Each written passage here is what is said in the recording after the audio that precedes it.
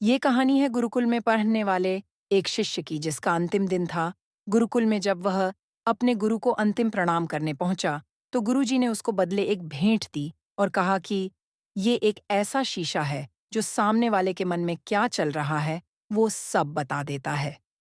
शिष्य ये देखकर बड्ढा प्रसन्न हुआ और उसे लगा कि सबसे पहले गुरुजी को ही देख लेते हैं कि गुरुजी कैसे हैं।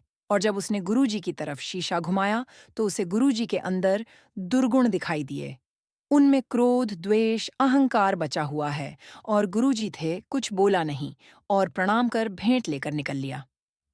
जब वह शिष्य वहां से बाहर आया और सोचने लगा कि कैसे गुरु है, इनको मैंने अपना आदर्श माना और इनके अंदर ही अवगुण बचे हुए हैं और इन्होंने उन अवगुणों अब तक खत्म नहीं किया और इनमें बहुत बुराइयां बची हुई हैं।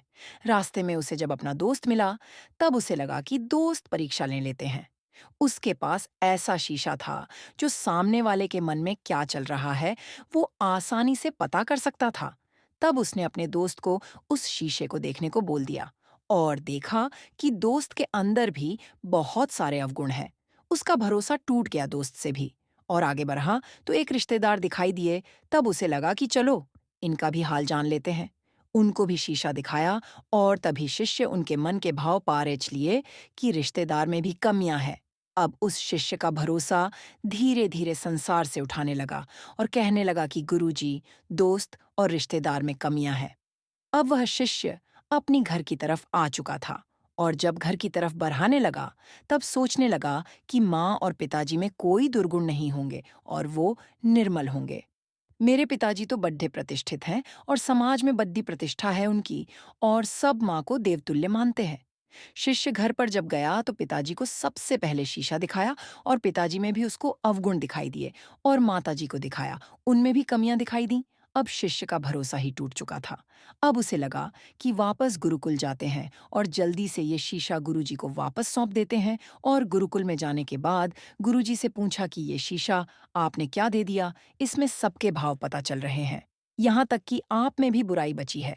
आपने भी उन पर काम नहीं किया और आप अभी तक निर्मल नहीं हुए। शिष्य की बात सुनकर गुरुजी जोर जोर से हंसने लगे और कहने लगे कि कुछ देर रुको। तब उन्होंने वह शीशा जो था उसको शिष्य की तरफ घुमाया और कहा कि अपना चेहरा देखो, और फिर बताया कि देखो कितने सारे अवगुण तुम्हारे अंदर है और तुम्हारा पूरा मन मैला है। कहीं पर भी निर्मलता नहीं थी, सारे अवगुण भरे हुए थे।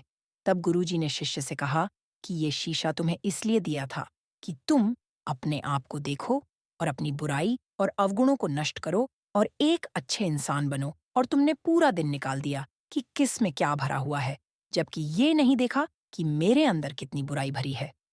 सीख, हमें सबसे पहले अपने अंदर के अवगुणों को खत्म करना है। ऐसा करने पर दुनिया अपने आप निर्मल बन जाएंगी।